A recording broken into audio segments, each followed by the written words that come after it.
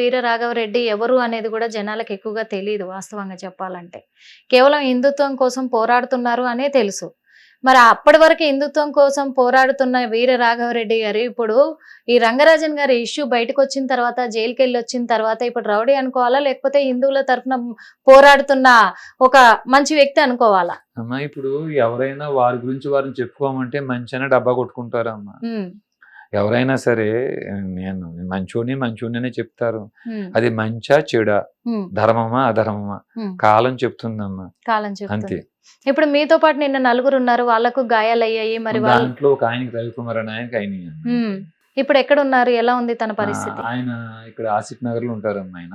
ఆయన పర్వాలేదు. ఈ రోజు కూడా అన్నయ్య మీరు ఒక్కరే నేను వస్తానని ఫోన్ చేశారు. ఈ రోజు కూడా న్యాయంగా అయితే ఇంక ఎంతో వెళ్తే మనకి ఇబ్బంది అని చెప్పి రాకూడదు. ఆయన ఈ రోజు కూడా ఫోన్ చేశారు. తల్లి నేను వస్తాను మీరు ఒక్కరే వెళ్ళొద్దు. నెక్స్ట్ ఏం తీసుకోబోతున్నారు ఈ చర్య పైన? మీరు ఎలాంటి చర్యలు తీసుకోబోతున్నారు? ఏమీ లేదమ్మా.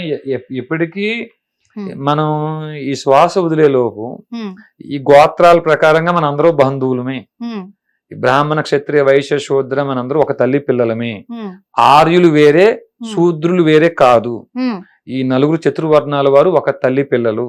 ఇందుకు సాక్ష్యంగా ఈ వాల్మీకి రామాయణంలో జటాయువు శ్రీరాముడి సంభాషణ ఉంది.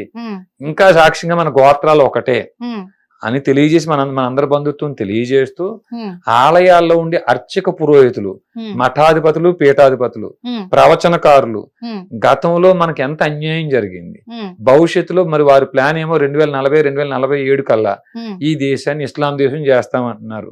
అంటే ఒకటి మీరు మతం మారండి, లేకపోతే పారిపోండి, లేకపోతే చంపేస్తాం అంటున్నారు. మరి దానికోసం మీ దగ్గర ఉన్న ప్రణాళిక ఏమిటి? మీరు ఏ ప్రణాళిక ఏర్పాటు చేసుకున్నారు? మీకు మేమన్నా సహకరించగలమా, లేకపోతే మీరు మాకేమన్నా సహకరించండి. ఊరికి ఒక సైనికుడిని మీరు ఏర్పాటు చేయండి. భారతదేశంలో 6 లక్షల గ్రామాలు ఉన్నాయి. 6 లక్షల మంది సైన్యం అవుతాం కదా ముందు మనం. కనీసం ప్రతిఘటించడం కోసం ముందు ఒక వ్యవస్థ ఉంటుంది కదా అనే ప్రచారాన్ని అర్చక పురోహితులకి, ప్రవచనకారుల వరకు తీసుకెళ్లే ప్రయత్నం చేస్తూ సామాన్యులకు కూడా ఈ విషయాలు తెలియజేస్తున్నారు.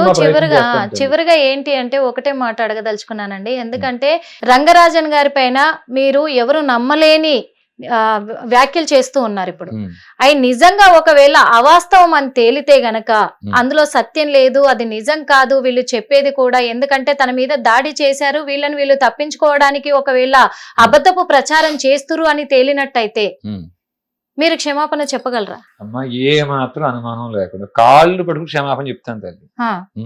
అదే అంటున్నాను. ఎందుకంటే తప్పేం లేదు. ఎందుకు అడుగుతున్నానంటే కూడా అందరు అంత గొప్పగా తనని గౌరవిస్తూ ఉంటారు. మరి అంత వ్యక్తి మీద మీరు ఇలాంటి ప్రచారం చేస్తూ ఉన్నారు. మీరు అది నిరూపించలేరు. ఎందుకంటే అమ్మా ఆయనకి మద్యం అలవాటు ఉంది, మగులు అలవాటు ఉంది, మాంసం ఆధారాలతో కావాలి. అంటే ఆధారాలు అంటే అమ్మా ఎవరైనా వ్యభిచారం చేసేటప్పుడు కెమెరా పెట్టుకుని చేస్తారా? వారు ఇప్పుడు ఆలయ ప్రాంగణంలో వారు మందు కొడుతున్నారు, కనీసం సాక్షులైనా కావాలి కదా. సాక్షులు అయితే నేను చూసుకుని నేను ఒకడు ఉన్నా అని చెప్పాను, నాతో పాటు 3 ఉన్నారు. అయితే ఇప్పుడు ఎలా అంటే ఖమ్మంలో ఆడపిల్లలు 5 మంది భర్తల్ని భయపెట్టినట్టు వారి దగ్గర అధికారం ఉంది, పరపతి ఉంది, డబ్బు ఉంది. వారు ఏ ప్రయత్నాలు చేసినా నేనైతే నా మాటకు కట్టుబడి ఉన్నాను. నేను ఆ 3 కూడా కట్టుబడి ఉంటారు. విన్నారా తల్లి?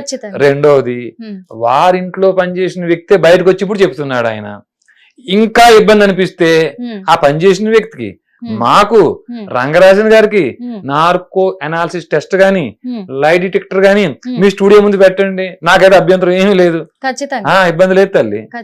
ఖచ్చితంగా అది కూడా ప్రయత్నం చేద్దాం, అది కూడా చేద్దాం. ఎందుకంటే వాళ్ళ ఇంట్లో పనిచేసిన వ్యక్తిది ఇప్పుడు కాంటాక్ట్ నెంబర్ మీ దగ్గర లేదంటున్నారు, మా దాకా రాలేదు. కాబట్టి ఇప్పుడు లైవ్ లో నిజం చెప్పించలేకపోతున్నాం. కానీ అతి త్వరలో ఆ అబ్బాయితో కూడా మాట్లాడించేసి నిజం ఏంటి అని తెలిసే, ఎందుకు తెలియాలి అని అంటున్నానంటే ఇప్పుడు మీరు నలుగురు తన మీద అటాక్ చేశారు అనే ఒక అపనింద మీ మీద ఉంది అనుకోవచ్చు. మీదే తప్పు అని చెప్పేసి ప్రజలు నమ్ముతున్నారు. తనకు ప్రభుత్వం కూడా సహకారాలు అందిస్తుంది. ఎందుకంటే మాలాంటి వాళ్ళం కూడా చాలా మంది అక్కడికి వెళ్ళాం కాబట్టి, చిలుకూరు బాలాజీ టెంపుల్ కి ఎంతో గౌరవించాం కాబట్టి వాస్తవం ఏది అవాస్తవం ఏది తెలియాలి ప్రజలకు. వాస్తవంగా చెప్పాలంటే అది తెలియాలి అంటే నిజంగా అక్కడ తనతో పాటు చేసిన వాళ్ళు, వాళ్ళ ఇంట్లో పని చేసిన వాళ్ళు కావచ్చు, అక్కడ ఉన్న పూజారులు కావచ్చు, ఎవరైనా సరే నిజము అబద్ధం ఏంటి అనేది చెప్తేనే తెలుస్తుంది ఖచ్చితంగా. అందుకు మీరు మరి శిక్ష అనుభవించి కూడా వచ్చారు. మీ మీద కూడా ఇప్పుడు అటాక్ జరుగుతుంది. ఎక్కడ ఎప్పుడు ఏ టైంలో అటాక్ జరుగుతుందో తెలియదు. మరి వాస్తవాన్ని కప్పిపుచ్చడానికే అటాక్ చేస్తున్నారా, లేకపోతే ఇది నిజం కాదు, వీళ్ళు నిందలేయడానికి ముందున్నారు అని చెప్పేసి ఇంకెవరైనా అటాక్ చేస్తున్నారా ఏంటి అనేది కూడా తెలియాలి కదా ప్రజలకి. అవును తల్లి, అవును.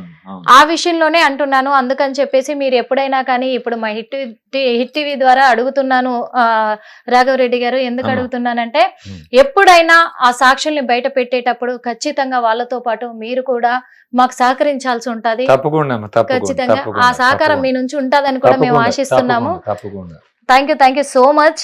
చూసారు కదా, ఎందుకంటే మరి రంగరాజన్ గారి విషయానికి వస్తే ఎంతో మంది ఎంతో గౌరవప్రదంగా కూడా తనని గౌరవిస్తూ ఉంటాము. చిలుకూరి బాలాజీ టెంపుల్ అంటే మన తెలంగాణ రాష్ట్రంలోనే అక్కడ తిరుమల ఏడుకొండల స్వామి ఎలాగో ఇక్కడ చిలుకూరి బాలాజీ టెంపుల్ అలాగా. మరి అలాంటిది ఇక్కడే అపవిత్రం జరుగుతుంది అని తెలిసినప్పుడు అంటే మన తెలంగాణలోనే కాదు ఇండియాలో ఉన్న ఏ హిందూ రక్తమైనా ఉడికిపోతుంది, అది సహజము. ఆ విషయంలోనే మేము మా మీద అటాక్ చేయడానికి వచ్చినప్పుడు మేము తన మీద అటాక్ చేయడం జరిగింది. అలాంటివన్నీ మేము కల్లారా చూసాము. తను చేస్తున్న అపవిత్ర పనులన్నీ కూడా అన్ని బయట పెడతామనే భయంతోనే ఇప్పుడు మా మీద కేసులు ఇవన్నీ అవుతున్నాయి. అందుకు మరి నిన్న అటాక్ జరిగింది అని చెప్పేసి కూడా, అంటే ఇప్పుడు రంగరాజన్ గారే చేయించారని మేము చెప్పట్లేదు, తన మీద నిందేయట్లేదు. కాకపోతే ఇలాంటి మాటలు మా వాళ్ళకి వినిపించాయి, అందులో నేను ఉన్నాను కాబట్టి మరి అలా ఏమైనా ఎందుకు చేశారు అటాక్ అనేది ఇంకా మిస్టరీగానే మిగిలింది. కాకపోతే పోలీసులు వాళ్ళని అరెస్ట్ చేయడం జరిగింది, బెయిల్ మీద వదిలేయడం కూడా జరిగింది. కానీ నిజాలు ఏంటి అనేది ఈ వీడియోలు కానీ సాక్షులు కానీ బయటకు వస్తే మనకు తేలే అవకాశం ఉంది. అందుకు మరో ఇంటర్వ్యూలో మళ్ళీ కలుద్దాం. అప్పటి వరకు చూస్తూనే ఉండండి hit TV. Hit TV app, ఇందులో short news, live news, entertainment shows, movies, digital magazines తో పాటు మీ జిల్లా వార్తలను కూడా ఫ్రీగా చూడొచ్చు. అంతేకాదు కేజీ నుంచి పీజీ వరకు విద్యార్థులకు స్కాలర్షిప్ కూడా అందిస్తున్నాం. ప్రతి వారం 10 మందికి లక్కీ డ్రా ద్వారా ఒక్కొక్కరికి 10,000 రూపాయలు అందిస్తున్నాం. ఇంకెందుకు ఆలస్యం, వెంటనే హిట్ టీవీ యాప్ ని డౌన్లోడ్ చేసుకుని ఫ్రీగా ఎంటర్టైన్మెంట్ పొందండి. Hit TV app. Hit TV app. Please download hit TV app. Hit TV app ని ఫ్రీగా డౌన్లోడ్ చేసుకుని ఎంజాయ్ చేయండి. మీకు నచ్చిన ఎంటర్టైన్మెంట్ కోసం హిట్ టీవీ యాప్ ని ఫ్రీగా డౌన్లోడ్ చేసుకుని ఎంజాయ్ చేయండి. హిట్ టీవీ యాప్ ని డౌన్లోడ్ చేసుకుని ఆస్వాదించండి, ఆశీర్వదించండి. ఇంతమంది సెలబ్రిటీలు హిట్ టీవీ యాప్ ని డౌన్లోడ్ చేసుకోండి అని చెప్తున్నారంటే ఎంత మంచి యాప్ ఆలోచించండి. అమెరికాలో చదవాలనుకునే వాళ్ళకి విశ్వసనీయమైన పేరు మన శౌర్య కన్సల్టెన్సీ. UK లో 1 year masters, UK లో 1 year masters, 2 years work permit up to 5 years visa. Contact Saurya Consultancy. Contact 89851 89851.